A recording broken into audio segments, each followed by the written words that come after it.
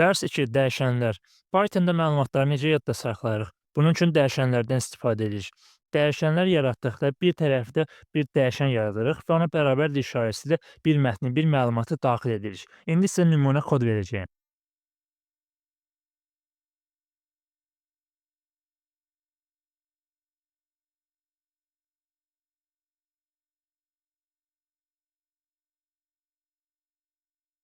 Gördüyünüz kimi ad adlı bir dəyişən yaratdım. Bərabərlik işarəsi ilə ona bir mətn daxil etdim.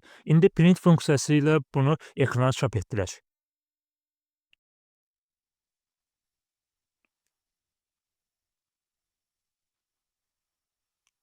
Run edərək kodumuzun çalışıb-çalışmadığını yoxlayaq. Gördüyünüz kimi daxil etdiyimiz mətn hal-hazırda ekranda çıxdı. Deməli kodumuz çalışır. Video xoşunuza gəldisə bəyənməyi və növbəti videoları qaçırmamaq üçün məni izləməyi unutmayın.